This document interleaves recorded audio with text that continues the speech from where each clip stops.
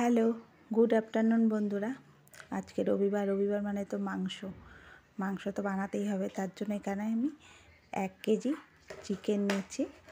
চিকেনের মধ্যে একটা গোটা লেবুকে রসটা চিপে দিয়েছি, স্বাদ মতো নুন দিয়েছি, পরিমাণ মতো হলুদ দিয়েছি, 1 চামচ ভরে আমি জিরের গুঁড়ো আর ধনে গুঁড়ো 1 চামচ, আর ঝালটা আমি আমার স্বাদ অনুযায়ী দিয়েছিলাম।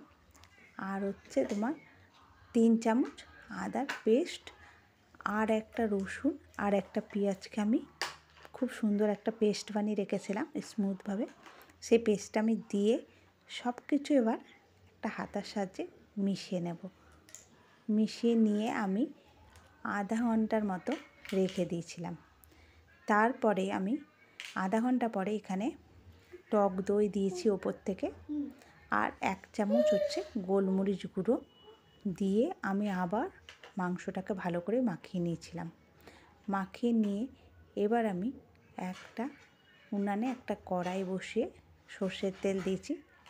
তেলটা আমি এক্ষেত্রে একটু বেশি দিয়েছি, মাংসে একটু তেলটা বেশি দিলেই ভালো লাগে। তো এখানে আমি 4টে পেঁয়াজকে ছোট ছোট করে কেটে রেখেছিলাম, সেটা ভালো করে ভেজে নেব ব্রাউন করে। তারপরে পেঁয়াজটা পর আমি আলুও দিয়ে দিয়েছিলাম, যে আলুটা একটু এর সাথেই ভাজা হয়ে যাবে। তা আলু পেঁয়াজ একসাথে আমি ভেজে নিচ্ছি। আলু পেঁয়াজটা আমার যখন ভাজা হয়ে গেছে তখন আমি মেখে রাখা মাংসটা এর মধ্যে সমস্তটাই ঢেলে দেব, দিয়ে বারে বারে ভালোভাবে নাড়তে থাকবো। সব কিছু একসাথে মিশিয়ে নিচ্ছি, পেঁয়াজ আর মাংসর সাথে সব মশলার সাথে সব একসাথে ভালো করে মিশিয়ে একটা মুখ চাপা একটা ঢাকনা দিয়েছি। দিয়ে আমি এই 10 মিনিট মতো রেখেছিলাম, আঁচটা মিডিয়ামে রেখে। এবার আঁচটা কমিয়ে দেখো একটু একটু জল বেরিয়েছে মাংসটা থেকে।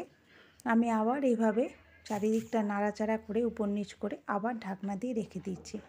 তারপর আবার 10 মিনিট পর আমি খুলেছি, দেখো এবার অনেকটা জল ছেড়ে দিয়েছে মাংস থেকে। এই জলেই মাংসটা সেদ্ধ হয়ে যাবে, অনেকটা জল ছেড়েছে। আর কিন্তু আমি ঢাকনা দেব না, কারণ অনেকটা জল বেরিয়েছে। আমার 20 মিনিট মতো মাংসটা অলরেডি হয়ে গেছে, তারপর আগে থেকে ম্যারিনেটও করা ছিল।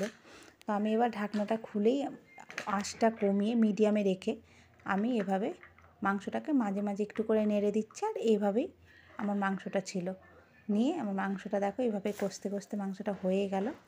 হালকা হালকা হাতে মাঝে মাঝেই নেড়ে দিচ্ছিলাম, তাতে কি মাংসটা আমার ভেঙে যায়নি, সম্পূর্ণ সব গোটা গোটা, সেদ্ধটাও খুব সুন্দর হয়েছিল। আর উপর থেকে গরম মশলা গুঁড়ো। আর আমি একটুখানি টেস্ট করে দেখেছিলাম, ঝালটা একটু কম লাগছিল আমার, তো ঝালটা আমি পর থেকে আবার দিয়েছিলাম। দেখো আমার মাংসটা সম্পূর্ণ রেডি। আর আমি চিকেনের মধ্যে কোনো জল অ্যাড করি না, এইভাবেই কষা কষা রেখে দিই, কোনো এক্সট্রা করে জল দিইনি। যে জলটা বেরিয়েছিল সেই জলেই মাংসটা রান্না হয়েছে। আর টেস্টটা অসম্ভব সুন্দর হয়েছিল, রুটির সাথে বলো আর ভাতের সাথে বলো আর পোলাওয়ের সাথে বলো, দারুণ লাগবে। টাটা।